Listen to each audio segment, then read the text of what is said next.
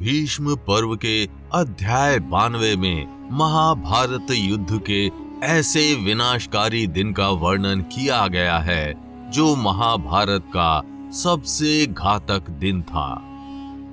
उस दिन हजारों की संख्या में सैनिक मारे जा रहे थे, अनेक योद्धा घायल हो रहे थे और सभी महारथी विवश थे। उस दिन युद्ध के आरंभ में ही अंत जैसा माहौल हो गया था। चारों ओर सैनिक मरे हुए थे, योद्धा अपनी जान बचाकर भाग रहे थे और हर तरफ कोलाहल का माहौल था।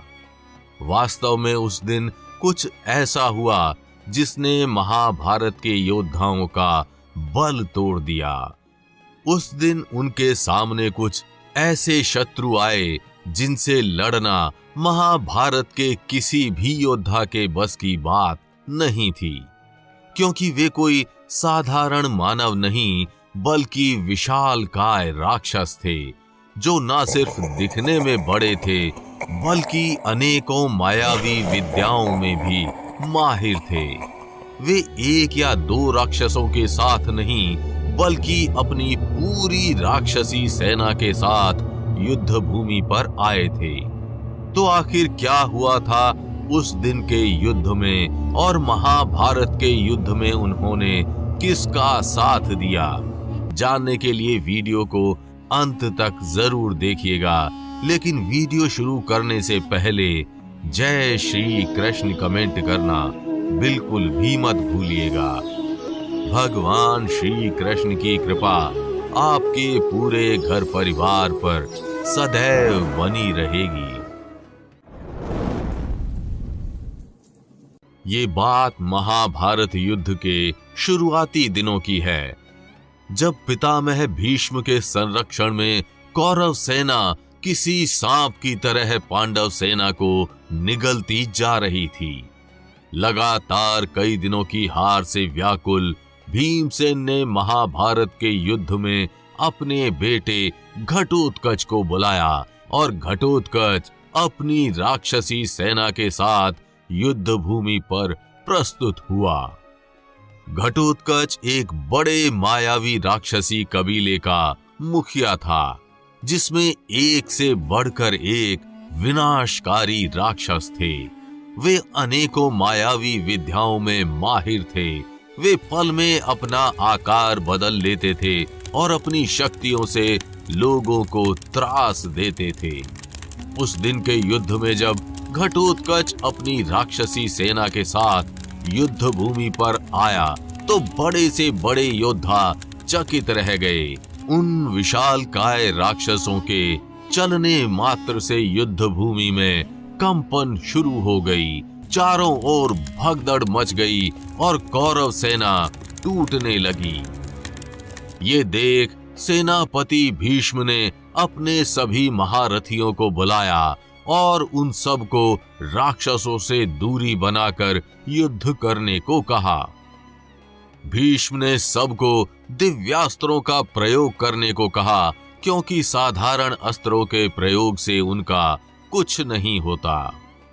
सेनापति भीष्म के आदेश का पालन करते हुए सभी कौरव महारथियों ने राक्षसों से दूरी बनाई और उन पर दिव्यास्त्रों के साथ बरस पड़े। कौरवों के दिव्यास्त्र उन राक्षसों का कुछ नहीं बिगाड़ पाए। परिणाम स्वरूप राक्षस और क्रोध में आ गए तथा सभी महारथियों को हार का स्वाद चखना पड़ा। ये देख दुर्योधन कुपित हो उठा और क्रोध में सभी कौरवों से अलग हो गया। ये देख घटोत्कच को मौका मिला और वो दुर्योधन पर झपट पड़ा। दुर्योधन ने घटोत्कच पर अनेकों भयानक अस्त्रों का प्रयोग किया, लेकिन घटोत्कच पर उसका कोई असर नहीं हुआ और क्रोध में घटोत्कच ने दुर्योधन को प्रताड़ित करना शुरू कर दिया।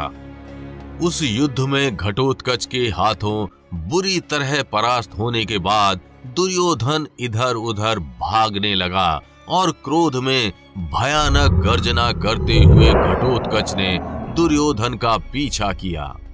घटोत्कच की इस महाप्रलयकारी गर्जना को सुन गंगा पुत्र भीष्म को किसी अनहोनी का संदेह हुआ और उन्होंने इस बात की सूचना गुरु द्रोण को दी। भीष्म और द्रोण ने अपने आसपास देखा और उन्हें कहीं भी दुर्योधन नजर नहीं आया। ये देख दोनों के रोंगटे खड़े हो गए। वे समझ गए कि अवश्य ही दुर्योधन के प्राण संकट में हैं और घटोत्कच उसी को देख घोर गर्जना कर रहा है। वो दोनों ये बात भी जानते थे कि उस विशालकाय भीम पुत्र घटोत्कच को हराना दुर्योधन के बस की बात नहीं है।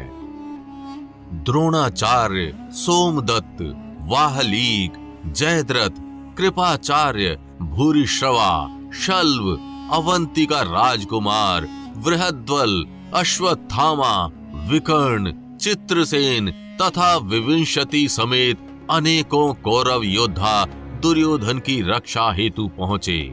वहां घटोत्कच अकेला नहीं था, बल्कि उसकी राक्षसी सेना भी युद्ध में उसका साथ दे रही थी। ये देख सभी कौरव योद्धाओं के होश उड़ गए, लेकिन द्रोणाचार्य ने हिम्मत से काम लिया और घटोत्कच पर बाणों की वर्षा कर दी। ये देख अन्य कौरव योद्धा भी उत्तेजित हुए और घटोत्कच की सेना पर टूट पड़े, लेकिन उस राक्षसी सेना से पार पाना इन योद्धाओं के बस की बात नहीं थी। घटोत्कच की राक्षसी सेना ने कौरवों का बुरा हाल कर दिया और क्रोधित घटोत्कच ने द्रोणाचार्य के धनुष को तोड़ दिया। यही नहीं, घटोत्कच ने अन्य कौरव योद्धा सोमदत्त के ध्वज को खंडित कर बाहलीक, कृपाचार्य, चित्रसेन और विकर्ण को बड़ी गंभीर चोट पहुंचाई। घायल विकर्ण पूरी तरह से रक्त से सन चुका था। ये देख भूरिश्रवा ने घटोत्कच पर अनेकों बाण चलाए और अंत में घटोत्कच ने भूरिश्रवा को भी पराजित कर दिया। यही नहीं, घटोत्कच ने अश्वत्थामा, विविंशति और जयद्रथ को भी बड़ी बुरी तरह से पराजित किया और अंत में गुरु द्रोण ने पीछे हटने का फैसला किया। जब तक पितामह भीष्म सेनापति बने रहे, तब तक घटोत्कच और उसकी राक्षसी सेना कौरवों पर हावी रही। गुरु द्रोण के सेनापति बनने के बाद उन्होंने अपनी रणनीति में परिवर्तन किया और दो मायावी कौरव योद्धाओं को घटोत्कच से लड़ने को भेजा। पहला भगदत्त, जो नरकासुर का पुत्र था, उसके पास सौप्तिक नामक हाथी था और वे स्वयं एक मायावी राक्षस था। दूसरा अलम्बुश, जो घटोत्कच के समान ही एक विशालकाय राक्षस था। सेनापति द्रोण का आदेश पाकर दोनों घटोत्कच पर टूट पड़े। तभी अर्जुन पुत्र इरावन ने अलम्बुश को चुनौती दी। एक भयानक युद्ध के बाद घटोत्कच ने भगदत्त को बुरी तरह परास्त कर दिया, लेकिन अलम्बुश ने इरावन को मार दिया और क्रोध में घटोत्कच ने अलम्बुश का वध कर दिया। यही नहीं, घटोत्कच ने उस दिन अलायुध नामक एक अन्य राक्षस का भी वध किया था।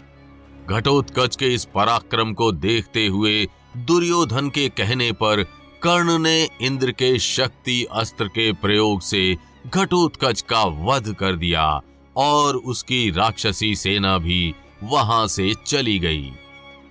तो आपको राक्षसी सेना की ये कहानी अच्छी लगी हो तो वीडियो को लाइक व शेयर कर चैनल को सब्सक्राइब करना बिल्कुल भी मत भूलिएगा।